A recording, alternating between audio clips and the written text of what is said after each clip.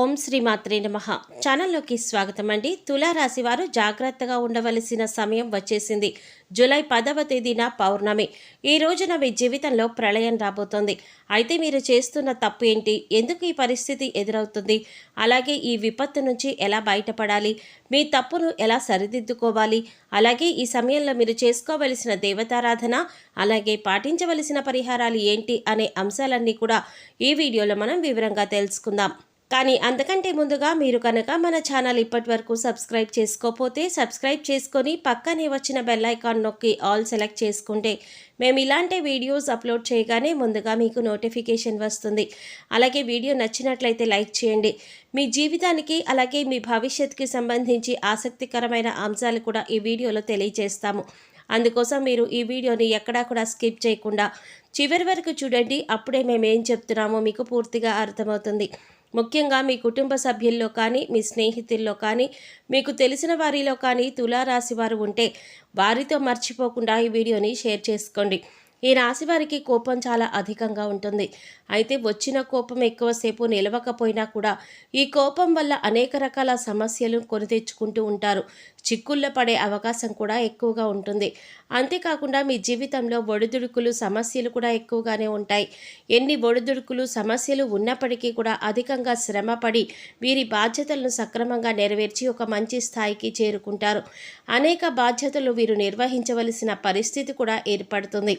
అయితే తమ బాధ్యతలను నెరవేర్చి ఒక మంచి స్థితికి చేరుకున్నా సరే మళ్ళీ తిరిగి వీరికి సమస్యలు వీరిని వెతుక్కుంటూ వస్తాయి.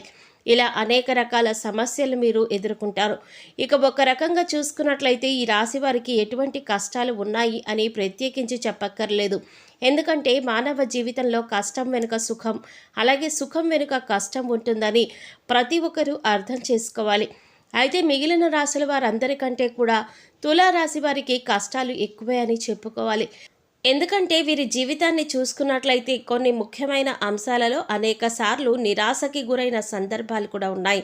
అలాగే ఈ రాశివారు దయాగుణము, దానగుణము కూడా అధికంగా కలిగి ఉంటారు. ఈ కారణంగా ఎదుటివారు కష్టాల్లో ఉంటే చెలించిపోయే మనస్తత్వాన్ని కలిగి ఉంటారు.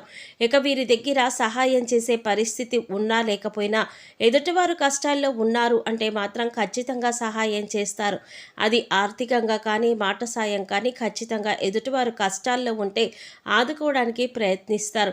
అయితే వీరు ఎదుటివారికి ఎంత సహాయపడినప్పటికీ కూడా వీరికి అవసరమైనప్పుడు మాత్రం ఎదుటివారు సహాయపడడానికి అంతగా ముందుకు రారు. ఈ అంశం వీరిని మానసికంగా బాధ పెడుతూ ఉంటుంది. అయినా కూడా వీరు సహాయం చేసే గుణాన్ని వదులుకోరు. ఎదుటివారి చేతిలో ఎంత మోసపోయినా మళ్ళీ తిరిగి వారినే నమ్ముతూ ఉంటారు. ఒక రకంగా ఈ రాశివారు మానసిక స్థిరత్వాన్ని కలిగి ఉంటారనే చెప్పాలి. ఈ విధంగా మీరు మీ ధైర్యాన్ని కోల్పోకుండా ఉంటే కష్టం వెనకాలే సుఖం వస్తుంది అన్న విషయాన్ని గ్రహించాలి. ఇక మీ కింద పనిచేసేవారు అలాగే మీతో పనిచేసేవారు పదోన్నతులు పొంది మంచి స్థాయికి ఎదిగిన ఆర్థిక పురోగతి సాధించినా కూడా మేము సాధించలేకపోయాము అనే బాధ మీకు కలగకూడదు. మరీ ముఖ్యంగా గుర్తుపెట్టుకోవలసిందేంటంటే ప్రతి ఒక్కరి జీవితంలో కష్టాలు ఒకే రకంగా ఉండవు. ఒకరికి ఆర్థిక సమస్యలు ఉండొచ్చు, మరొకరికి మానసిక సమస్యలు ఉండవచ్చు, మరికొందరికి కుటుంబ సమస్యలు, అలాగే మరికొందరికి వైవాహిక జీవితంలో సమస్యలు ఉండవచ్చు. ఎవరికి ఏ సమస్య ఉందో మనం చెప్పలేము. కాబట్టి ఎదుటివారికి సమస్య లేదు అని మీరు ఎప్పుడు అనుకోవద్దు. అలాగే అన్ని కష్టాలు నాకే వచ్చాయని మీరు కుంగిపోవద్దు. మానసిక ధైర్యాన్ని అధికంగా కలిగి ఉండాలి. ఈ విషయాన్ని మీరు గమనించి జీవితంలో ముందుకు సాగాలి. మానవ జీవితంలో కష్ట సుఖాలు అనేవి సర్వసాధారణం.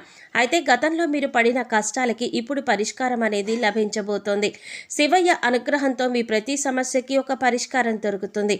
ఇక ఈ రాశివారి జీవితంలో రాబోయే ప్రళయం ఏంటి అంటే మీరు ఒక సమస్యతో ఇబ్బంది పడుతున్నారు. పరమశివుడి యొక్క అనుగ్రహం ఉన్నప్పటికీ కూడా ఒక రోజైతే మీరు సమస్యను ఎదుర్కోబోతున్నారు. ఆ రోజు ఏమిటి అంటే కనుక జూలై 10. ఈ రోజున మీరు చాలా జాగ్రత్తగా ఉండవలసిన సమయం అని చెప్పుకోవాలి.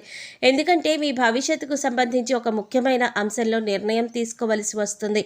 ఈ సందర్భంలో మీరు కొన్ని నిందలు, ఆరోపణలు ఎదుర్కోవలసి ఉంటుంది. అయితే ఈ రోజున మీరు ఎదుర్కోబోయే సమస్య ఏదైతే ఉందో అది మీ భవిష్యత్తు పైన తీవ్రమైన ప్రభావాన్ని చూపిస్తుంది. పొరపాటున మీరు తీసుకునే తొందరపాటు నిర్ణయం వల్ల మీ పైన నేరారోపణ చేయబడుతుంది.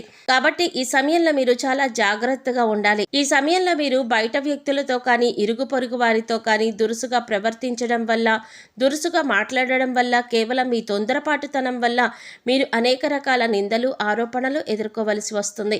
ఇందుకోసం మీరు మాట్లాడే ప్రతి మాట కూడా ఆలోచించి ఆచితూచి మాట్లాడాలి. లేదంటే చిన్న అంశంలో కూడా గొడవ కూడా పెద్దగా అవ్వడానికి దారితీసే అవకాశం ఉంటుంది. అందుకోసం మీరు ఈ అంశంలో జాగ్రత్తలు తీసుకోకపోతే మాత్రం భవిష్యత్తులో మీకు అది ముఖ్యంగా గుర్తుండిపోయే అంశంగా మారిపోతుంది. అంతేకాదు మీ జీవితంలో మీరు మర్చిపోలేని విధంగా ఈ అంశం మీ పైన ప్రభావం చూపిస్తుంది. ఇటువంటి ఒక ముఖ్యమైన సంఘటన మీ జీవితంలో కనిపిస్తుంది. కాబట్టి ఈ సమయంలో మీరు జాగ్రత్తగా ఉండాలి. ఈ సమయంలో మీరు మౌనంగా ఉండడానికి ప్రయత్నించండి. అలాగే దురుసుగా ప్రవర్తించకండి. ఈ రాశి వారికి కోపం అధికంగా ఉంటుంది. ఇక ఈ కోపం వెంటనే తగ్గిపోయినప్పటికీ కూడా మీరు అధికంగా కోపం ప్రదర్శించిన సమయంలో ఫలితాలు అనేవి మీకు వ్యతిరేకంగా రావచ్చు. అప్పటికే సమస్యలు మిమ్మల్ని చుట్టుముట్టవచ్చు. ఇక ముఖ్యంగా ఇటువంటి సమస్యల నుంచి బయటపడడానికి మీరు దురుసుతనం అలాగే కఠినంగా మాట్లాడే స్వభావాన్ని మీరు తగ్గించుకోవాలి. అది మీ కుటుంబంలోనైనా, ఇరుగు పొరుగు వారితో అయినా, సన్నిహితులతో అయినా, స్నేహితులతో అయినా, పై అధికారులతో అయినా, లేదా మీ ప్రియమైన వారితో అయినా సరే మీరు సౌమ్యంగా మాట్లాడడానికి ప్రయత్నించాలి. అయితే ఇటువంటి విపత్కరమైన పరిస్థితుల నుంచి మిమ్మల్ని కాపాడేది ఆ పరమశివుడే. అందుకోసం మీరు ఆ పరమశివుడి యొక్క ధ్యానం చేయండి. ప్రతిరోజు కూడా మీకు సమయం దొరికినప్పుడల్లా ఓం నమ శివాయ అనే పంచాక్షరి మంత్రాన్ని చదువుకోండి. అలాగే రోజు మీకు వీలైనన్ని సార్లు మృత్యుంజయ మహామంత్రాన్ని చదువుకోండి. ఇలా చేసినట్లయితే కనుక మీ జీవితంలో ఎదురయ్యే ప్రతి సమస్యకి కూడా ఆ పరమశివుడు వెంటే ఉండి పరిష్కారాన్ని చూపిస్తాడు. అంతేకాదు పరమశివుడి యొక్క అనుగ్రహాన్ని పొందుతారు.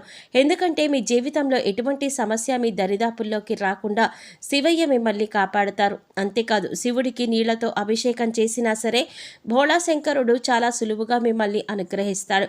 అయితే ప్రతి సోమవారం కూడా శివాలయానికి వెళ్ళి శివాలయంలో దీపారాధన చేయడానికి ప్రయత్నించండి. ఆవు నేతితో కానీ నువ్వుల నూనెతో కానీ దీపారాధన చేసి ఒక బిల్వ పత్రాన్ని సమర్పించండి.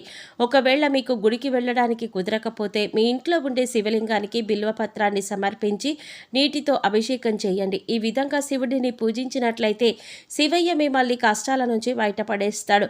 మీకు రాబోతున్న ప్రళయం నుంచి కూడా బయటపడేందుకు మార్గం తెలుస్తుంది. అలాగే మీకు ఉన్నంతలో దాన ధర్మాలు చేయండి. మంచి దాన ధర్మాలు చేయటం వల్ల ఎంతో పుణ్య ఫలితం మీకు లభిస్తుంది. అపారమైన దైవ శక్తిని పొందుతారు.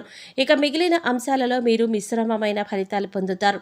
అయితే మీకు ఉండే కోపం, మాట తీరు అలాగే కఠినమైన స్వభావం కారణంగా ఈ సమస్య పెద్దదయ్యే అవకాశం ఉంది. కాబట్టి ఈ అంశంలో మీరు తగిన జాగ్రత్తలు వహించండి.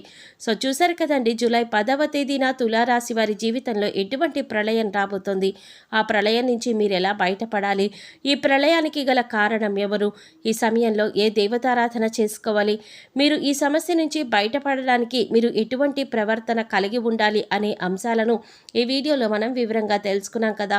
ఈ వీడియో మీకు నచ్చినట్లయితే లైక్ చేసి మీ ఫ్రెండ్స్ అండ్ ఫ్యామిలీ మెంబర్స్లో తులారాశి వారు ఎవరైనా ఉంటే వారితో మర్చిపోకుండా ఈ వీడియోని షేర్ చేసుకోండి. అలాగే ఇప్పటి వరకు మన ఛానల్ కనుక సబ్స్క్రైబ్ చేసుకోకపోతే సబ్స్క్రైబ్ చేసుకొని పక్కనే వచ్చిన బెల్ ఐకాన్ నొక్కి ఆల్ సెలెక్ట్ చేసుకుంటే మేము ఇలాంటి వీడియోస్ అప్లోడ్ చేయగానే ముందుగా మీకు నోటిఫికేషన్ వస్తుంది. మరో చక్కటి వీడియోతో మళ్ళీ కలుద్దామండి. ఓం శ్రీమాత్రే నమః.